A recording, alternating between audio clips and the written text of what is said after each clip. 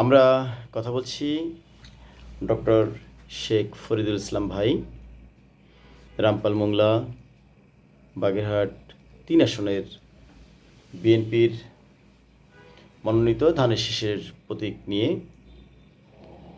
আসন্ন জাতীয় সংসদ নির্বাচনে অংশগ্রহণ করতে যাচ্ছেন। ফরিদ ভাইকে কেন আমরা সাপোর্ট করব?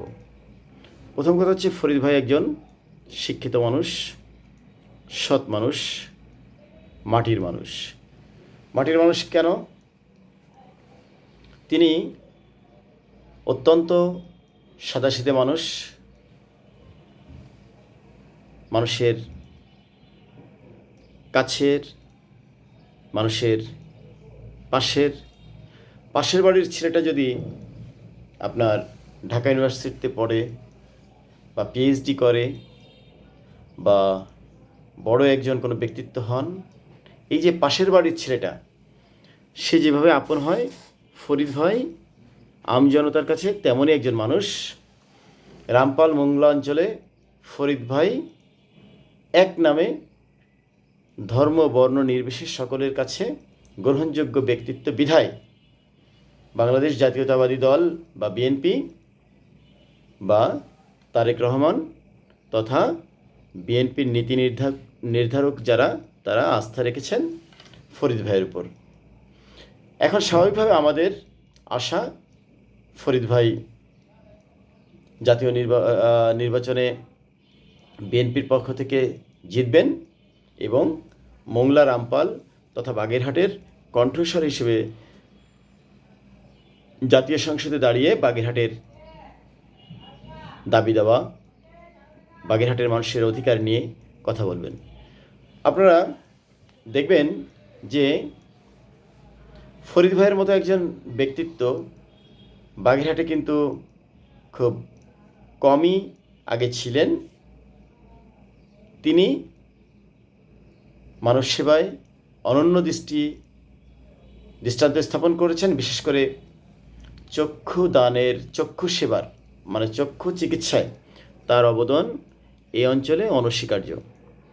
প্রায় 10,000-এর উপরে তিনি মানুষকে চক্ষু অপারেশন করতে সহযোগিতা করেছেন। আমরা তার বিভিন্ন ভালো কাজে তার অবদান দেখে মূলত অনুপ্রাণিত হয়ে তাকে সাপোর্ট করি। ব্যক্তিগতভাবে আর কোনো কারণে ফরিদ ভাইকে সাপোর্ট করার কোনো কারণ নাই। তিনি যদি এমপি হন, তিনি যদি মন্ত্রী হন, তাহলে সেটা বাগেরহাটের কল্যাণে, বাগেরহাটবাসীর জন্য প্রয়োজন হবে। বাগেরহাটের জন্য তার যে অবদান, এটা তিনি এমপি মন্ত্রী না হয়েও দেখিয়ে দিয়েছেন। অতএব যিনি তার নিজের উদ্যোগে রামপাল মোংলার জন্য নিবেদিত প্রাণ, নিঃসন্দেহে এরকম একজন মানুষকে যদি আমরা জাতীয় সংসদে পাঠাতে পারি, তাহলে আমাদের জন্য তিনি আরও অনেক ভালো কিছু করতে পারবেন। বিধায় আমাদের সকলের উচিত বিভ্রান্ত না হয়ে উদার গণতান্ত্রিক যে দলটা বিএনপি, তার মনোনীত বাগেরহাট অঞ্চলের প্রতিনিধিত্ব করার জন্য রামপাল মোংলা তথা 3 আসনে ফরিদ ভাইকে সাপোর্ট করা। আসুন আমরা সবাই সম্মিলিতভাবে ফরিদ ভাইয়ের হাতকে শক্তিশালী করি। আশা করছি ফরিদ ভাই নির্বাচনে জিতলে রামপাল মোংলা অঞ্চলে যে ঘের দখল, চাঁদাবাজি, এই যে দৌরাত্ম্য, এগুলো আশা করা যায় ফরিদ ভাইয়ের নেতৃত্বে কঠোর হস্তে দমন হবে। আমরা যারা বিপ্লবে অংশগ্রহণ করেছি, সরাসরি রাজপথে থেকেছি, পুলিশের গুলির ভয়ে উপেক্ষা করে শেখ হাসিনার পতনকে ত্বরান্বিত করতে বেরিয়ে পড়েছিলাম রাস্তায়, তারা মনে করি যে ফরিদ ভাই বা ব্যারিস্টার জাকির ভাইয়ের মতো লোক আমাদের দরকার, যাদের সামনে দিয়ে পিছনে আমরা যারা তরুণ প্রজন্ম, তাদের সাথে কাজ করতে পারবো। যেখানে আমাদের পিছনে থাকবে না সন্ত্রাসী, যেখানে আমাদের পিছনে থাকবে না মাস্তান, চাঁদাবাজ, থাকবে না ঘের দখলকারী, ইত্যাদি ইত্যাদি। আশা করছি ফরিদ ভাই আমাদের অগ্রদূত হিসেবে সামনে এগিয়ে যাবেন। আমাদের এই বিপ্লবকে ত্বরান্বিত করতে আমরা তাকেই আমাদের লিডার হিসেবে মনে করি। তরুণ প্রজন্ম, বিশেষ করে স্কুল কলেজ ইউনিভার্সিটির ছেলে মেয়েদের বলবো, আপনারা এগিয়ে আসুন, আপনারা বিভ্রান্ত হবেন না। দল হিসেবে বিএনপি যেমন উদার,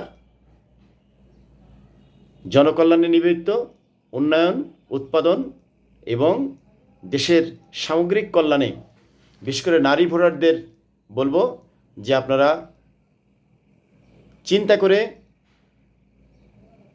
বুঝে শুনে আপনাদের ভোটাধিকার প্রয়োগ করুন। যা তা কথায় বিভ্রান্ত হবেন না। আপনার ভোট আপনি দিবেন, কোনো ধরনের বিভ্রান্তিতে কান দিবেন না। নারী উন্নয়ন, নারী শিক্ষা, নারীর এগিয়ে আসা আমাদের সমাজে খুবই গুরুত্বপূর্ণ। আমাদের মোট জনশক্তির প্রায় 50% নারী। নারীদের ঘরের ভিতর বন্দি রেখে বা পর্দার আড়ালে রেখে দেশের উন্নয়ন সম্ভব নয়। অতএব নারীর স্বাধীনতার জন্য, নারীর এগিয়ে আসার জন্য যত কুসংস্কার আছে সেগুলো ছিঁড়ে বেরিয়ে আসতে শুধুমাত্র আপনাদেরকে সহযোগিতা করতে পারে শুধুমাত্র বিএনপি। আমি অন্য কোনো দলের নাম বললাম না। আশা করছি আপনারা বুঝতে পারছেন যে আমাদের এখন কি করা উচিত। ফরিদ ভাই আপনাদের দোয়া প্রার্থী, এবং সবাই সম্মিলিতভাবে আসুন আমরা ফরিদ ভাইয়ের হাতকে শক্তিশালী করি এবং বাগেরহাট থেকে জাতীয় সংসদে যাওয়ার পথকে ত্বরান্বিত করি। ধন্যবাদ।